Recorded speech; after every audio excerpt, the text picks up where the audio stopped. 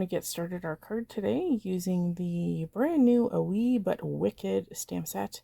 And this has a whole collection of cute little witches and some great sentiments. And let's get started.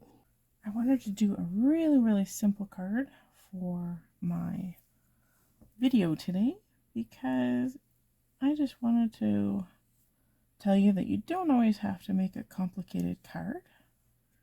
And all I'm doing is I'm just making a kind of randomized, kind of black striped background.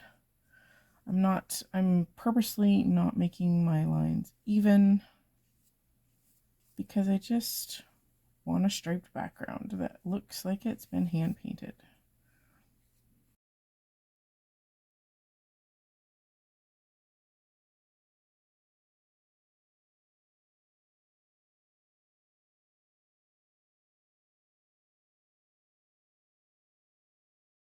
And there we go. And now we'll have time to dry. Next, I'm going to stamp our cute little witch with the kitty cat and the little individual kitty cat. Any of these little witches would work for this for sure. And then we're going to color and fussy cut them out for our card. Like I said, our card today is going to be very simple and very easily to replicate.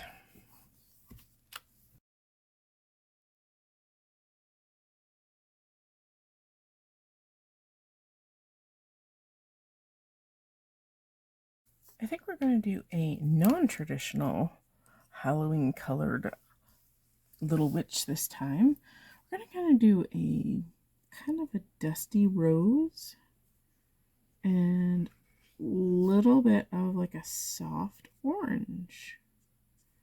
This is inspired by a package of Halloween papers that I have from last season. And I just love the color palette, and I think it's super cute and super different. So I'm just plotting in all the areas of darkness. So there's a little patch on her dress there with the star. And we're going to go really simple for coloring. We started with an R8-5, and this is an R8-3. And I'm going to leave a little tiny bit of a highlight, leaving it completely white. And we're going to do that kind of on the crown of her dress and all the areas that are the top parts of that fabric. There we go. I'm just going over my previous dark color, and this just helps blend. So see how we're leaving a highlight? Perfect. And I think we'll go, we'll just assume her outfit is 2 pieces. We're going to go with YR21. So there's a little neckline there. We're going to go right in and add color to, actually this is the top, like she has a scalloped piece to her dress around her neckline. We're going to add just our soft orange to her dress, and we don't want to forget her other arm here, so again I'm going YR21 for our deepest colors, and I forgot the other sleeve. There we go. And of course you can go in and darken the places that need to be darkened again. Sometimes you just need a little bit more contrast. And there's the sweet little orange part. And then we're going to do her hat. We're going to go back to that pink combination. So I'm going to start with my darkest in R8-5. And we're going to keep the coloring or the shadows fairly simple today. And we're just going to darken kind of the right side of her hat. We're going to also lay in a shadow because this cone aspect of her hat is going to cast a shadow. There we go. Okay, on to our lightest, our 8-3. I always like to go over a little bit of that previous color. Again, I am going to leave a little tiny bit of white showing, because I'm just going to assume that there's a little bit of light coming from that side and it's going to catch that edge. I'm going to leave a tiny bit of weight along the front of the brim and a tiny bit of weight on the back. There we go. And of course you can go in and blend and blend and blend to your little heart's desire. So there we go. Okay, let's go in and do her skin next.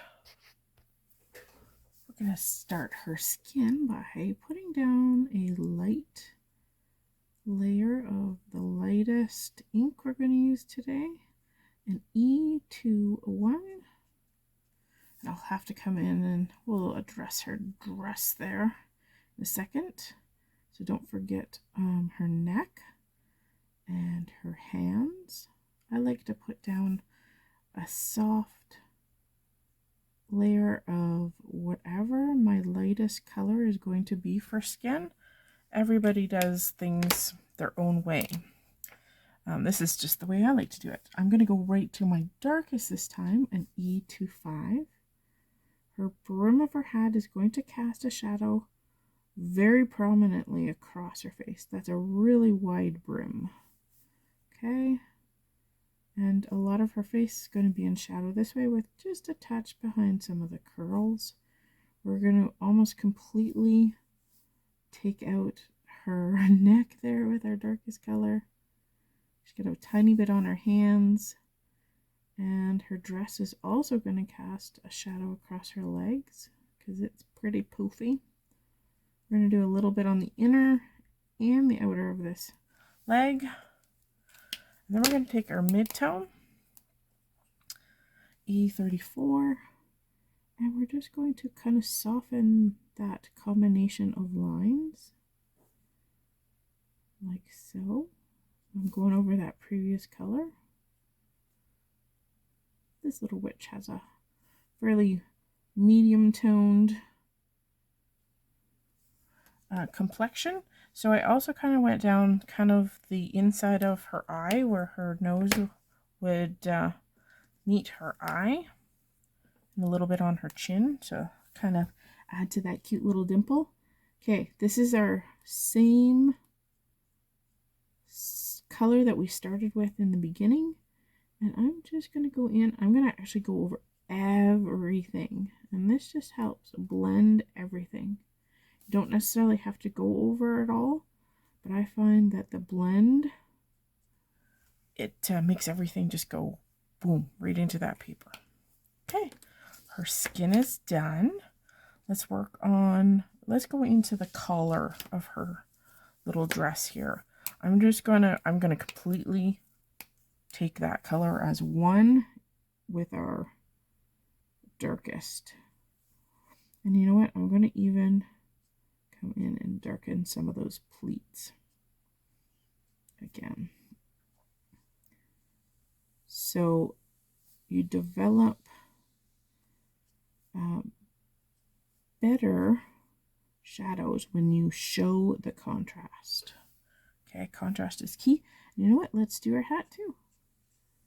So if you don't think it's dark enough and you don't have the next color of darker marker, just go over it again. Over it 2 or 3 times, and you will continue to add color every time you go over it. So Copics are transparent, and the more you add, the more you intensify that color. Let's do her little kitties. And of course, traditionally, black cat, right? So let's do a black cat. We're going to go cool tones this time. So I'm going to pick a C5, a C7, and a C9. And I like doing my black. I like starting with my lightest. So cool gray 5.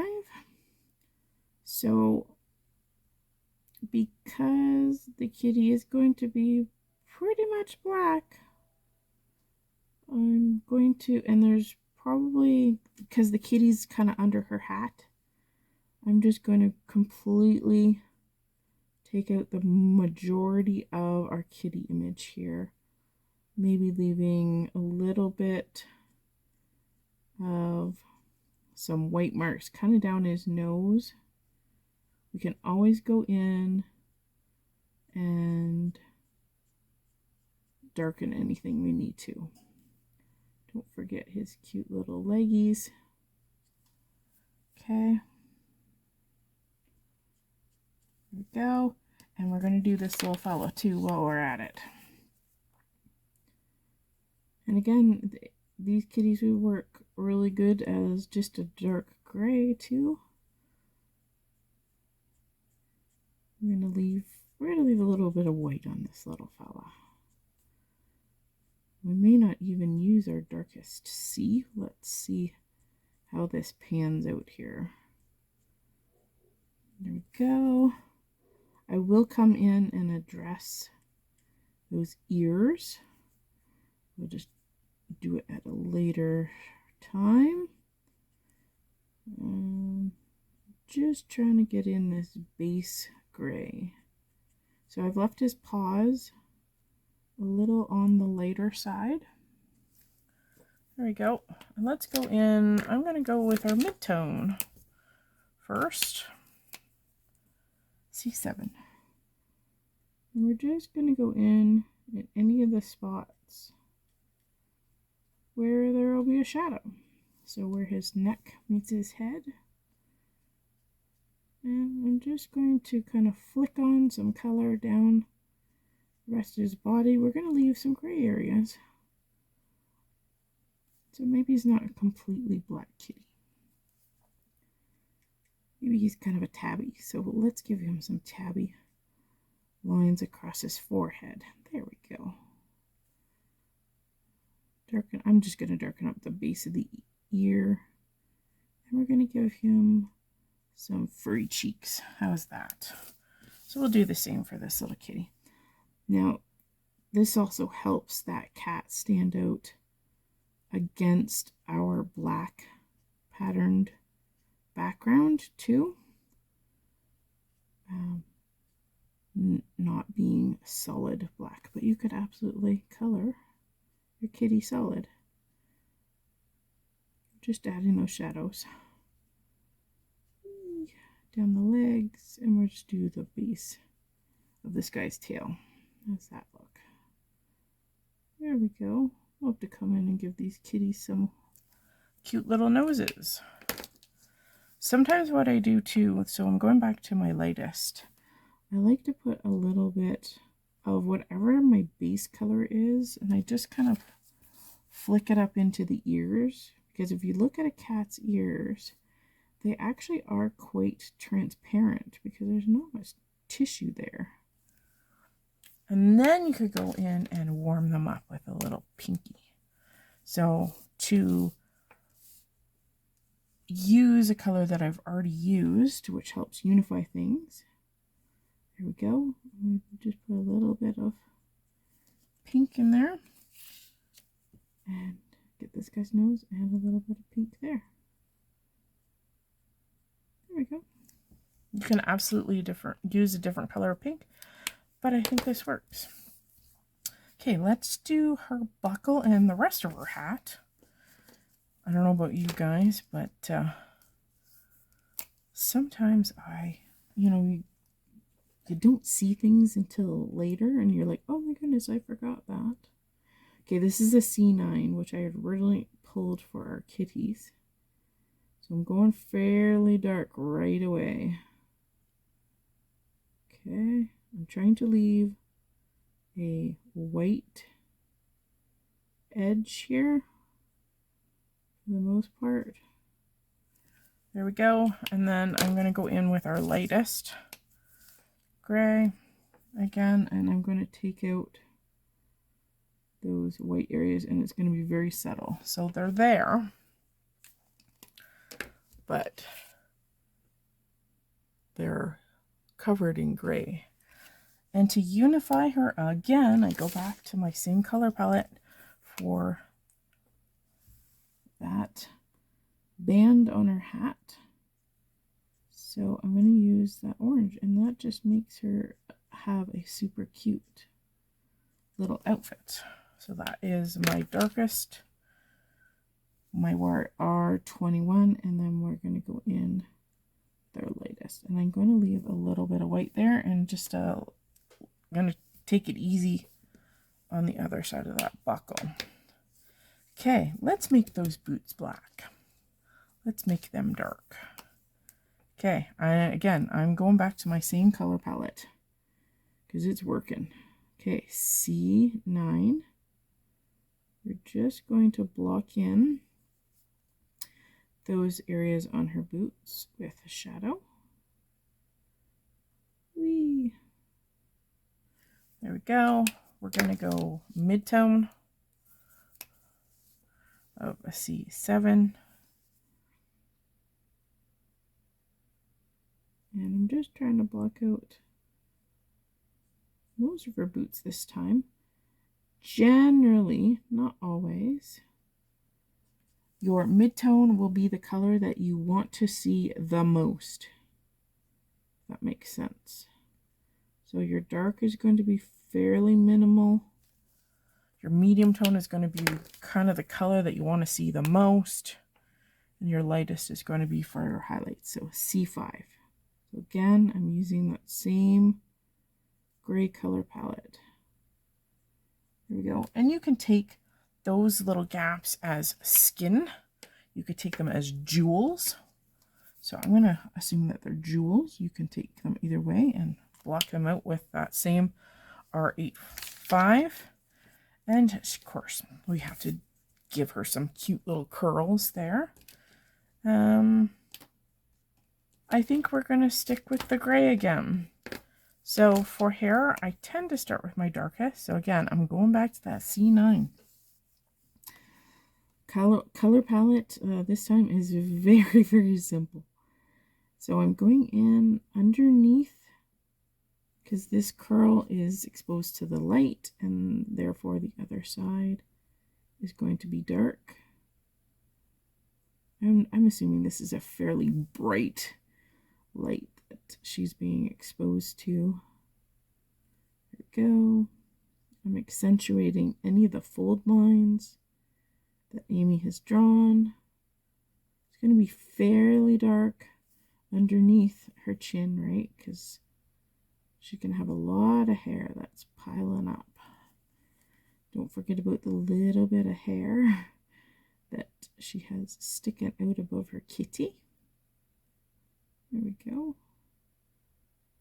And normally this would be very, very dark because it's on the far side and under her hat, but we still need to maintain definition. So I'm going to go and assume that we have a little bit of light. Okay, C7, medium tone.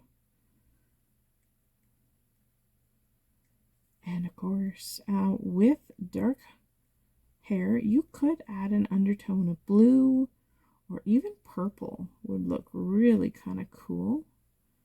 So what you do is you go in with your base coat of your kind of your highlight. So if you wanted to put kind of a blue undertone to her hair, you go in with a very, very light blue first and do that underpainting, so to speak.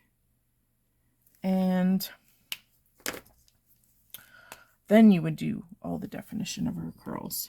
Okay, C5, and we're going to use this sparingly because I really want to maintain quite a white highlight for her hair. So we're almost going to leave the majority of those white areas white, with the exception of this little spot. There we go. Okay. And her little patch, let's go in and do YR21 for her patch. There we go. And her star, I'm going to leave it white. I'm going to keep it nice and simple. Now, if you want to zhuzh it up, let's go in with a really, really fine detailed pen. So this is a Copic multi-liner. Let me show you how fine this is. It's like hair fine. It's super duper fine. This is a 0.05. I believe this is the finest tipped Copic multi-liner you can get. And I was kind of thinking that maybe we would put kind of some twinkly stars kind of a design. You know, those kind of long stretched kind of, they're almost like a long stretched diamond. And of course you can make them and build them out. So I'm just going to kind of put a little tiny bit of a pattern. And of course you could do this anywhere on her clothing. You could either give her some tattoos, whatever floats your boat. This is a great tool to have. You can use something like a multi-liner to fix any lines that you needed to fix too. Very handy to have. And I think we'll just stick to the top of her hat. I'm going to give her a little bit kind of like of a speckle.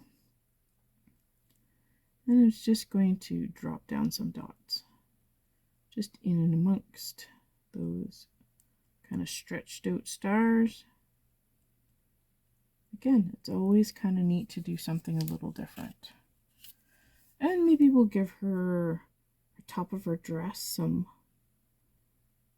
lines, like it's a striped dress. How about that? Okay, so we're going to go down the length of her arms. And don't forget, fabric wraps around. So we're going to wrap it around her elbow because that pattern is going to do so. It's going to go up her arm like such, and then let's do this arm as well. This one's a little bit easier because there's no actual bend shown. There we go. So now she's got a zhuzhed up little outfit. There we go. So let's go and cut her out and we'll finish off our card. So a couple of quick tips when you're fussy cutting. I always look for the most detailed aspect or the most detailed cutting part of your image. So I would say in this image, it's kind of her hair and around the kitty. So I always try to do it first. I make it a priority to fussy cut it first. The reason why is that you still have all of this paper around your image. It gives you good grip and you can hold on to your image very, very easily and just go ahead and fussy cut.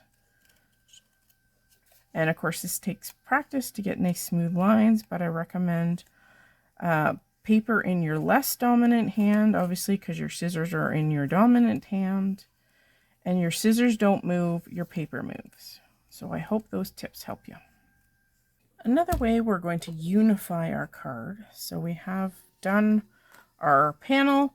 I have cut a white piece of cardstock to back this as our mat or our frame. You'll have to apologize the background noises here. We have a car wash across the street and they're extra noisy today. Okay, so I'm going to go back to my same colors and I want my mat to be orange. So we're going to use, I think we'll just go ahead and use the one orange color. So this is our YR21 and this of course is the same color that we used on our witch. And I'm just going to outline this piece of cardstock and this is how you make matching cardstock. So So you don't have to go and look in your stash and go, oh, this orange isn't quite right. It's got too much gray in it or something like that. Just go ahead and make your own cardstock. This is the fastest and easiest, especially when it's so thin. There we go. So we're going to now put this on our mat.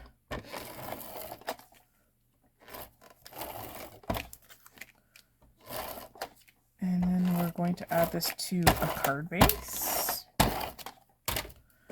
And of course you can use a top folder or a side fold, whatever you have in your stash. Just trying to make sure that this is square here. Well, that's as square as it's getting. So I've got a card base which I touched with paint, but it's okay. We are going to cover that up so you won't see our little mistake. And I think our witch needs to be at a dance party with her kitties. So we're going to add an action wobbler to our witch so that she dances on our card. And there we go. I'm using a side fold today. So she's got her little kitty here, and then we're going to use a small or a mini action wobble. And this has adhesive on both sides. I like to put the heavier or the thicker plastic side on the bottom, but I don't think it really matters. I should have peeled it the other way. That's okay. So I like to put the thinner side on the back side of my whatever I'm putting it on. So we're going to stick that to her. And then we're going to stick her towards the top of our card today. And then we're going to glue our little kitty directly to our card front.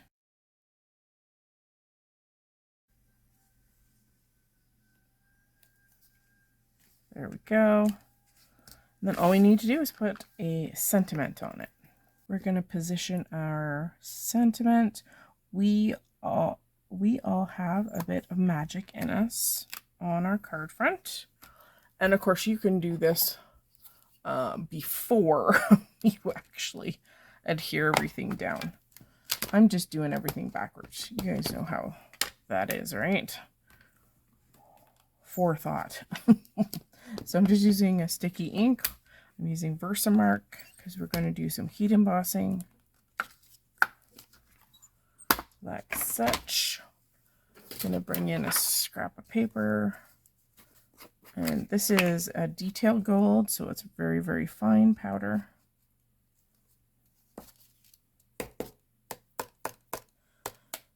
And there's a little bit of sticking of powder because I didn't use my embossing powder buddy. So I'm just going to use a paintbrush. And I'm not even stressed about having extra bits of glitter stuck everywhere. It just makes it more magical. Okay. We're going to set this aside and bring in our heat gun. Always cover up your embossing powder. Don't ask me how I know. Okay. Always preheat your gun. This helps with a little less warping of your card. The hotter your heat gun, the faster it melts that embossing powder. So less time for that heat to interact with that paper.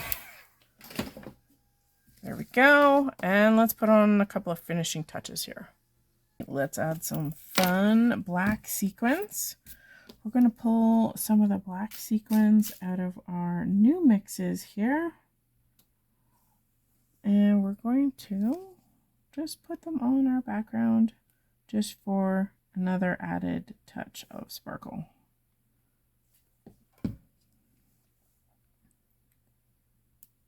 And there's one. All of the supplies used in my card today will be listed below the video or over on my blog post. And you guys are going to love this new release. And there she is. One final cute little dancing witch. Thanks for joining me today, guys. I hope you've enjoyed my tutorial. And don't forget to hop along and check out all of our design teams and our special guests and all of their videos. And don't forget to leave a comment for a chance to win. Bye, guys.